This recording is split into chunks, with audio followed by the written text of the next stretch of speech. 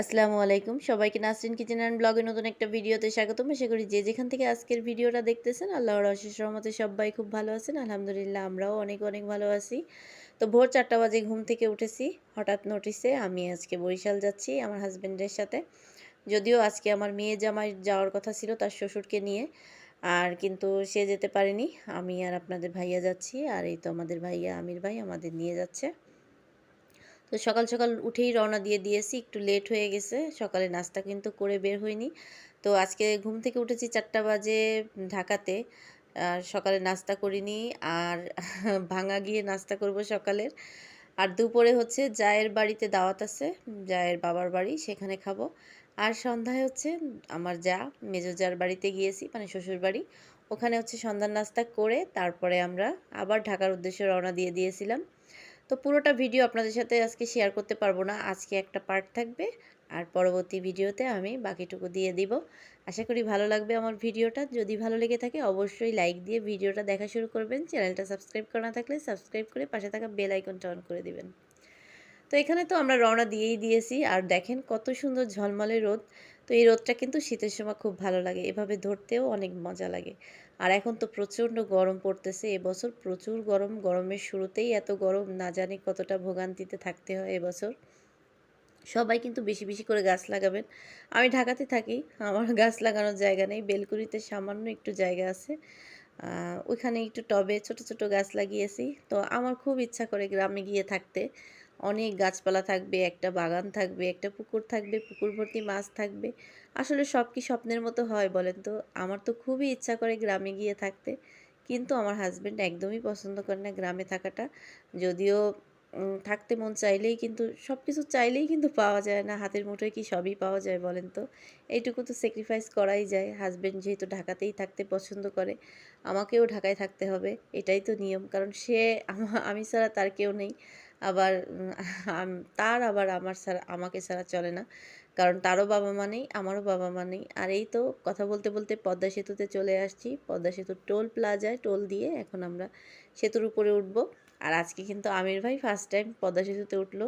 ওনার বাড়ি হচ্ছে নবাবগঞ্জে। আমরা যেহেতু দক্ষিণাঞ্চলের মানুষ, আমাদের কিন্তু এই রুটে আসা যাওয়াটা হয়েই থাকে। অনেকবার কিন্তু আমি পদ্মা সেতুতে উঠেছি। আর এই দেখেন টোল নিয়ে চলে যাচ্ছি। তো আমাদের গাড়িটা যেহেতু বড়, আমাদের ১৩০০ টাকা লাগে আপ ডাউনে, প্রায় ২৬০০। আর ভাঙা পর্যন্ত তো আরও ছোট ছোট টোল ভাড়া দিতেই হয়, অনেকগুলো টোল দিতে হয় আসলে। যখন আমি খুলনায় যাই আমার খুবই বিরক্ত লাগে। একদিক দিয়ে ভালো লাগে, যেহেতু আমরা পদ্মা সেতুতে খুব তাড়াতাড়ি, আগে কিন্তু অনেক জ্যামে বসে থাকা লাগতো, তারপরে মানে জ্যামটা হচ্ছে ফেরির জ্যাম। এখন কিন্তু আমাদের এটা আর নাই, আমরা পদ্মা সেতুতে টুপ করে উঠে একদম ৫ থেকে ৭ মিনিটের মধ্যে ওপার চলে যেতে পারি।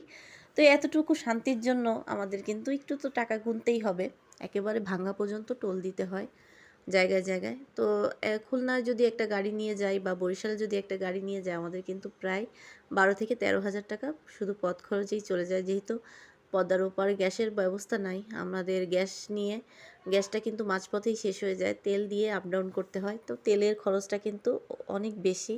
আপনারা যারা মানে গাড়ি আছে তারা তো সবাই জানেন। তো একটা গাড়ি নিয়ে যেতে গেলে কিন্তু অনেক ঝামেলা পোহাতে হয়।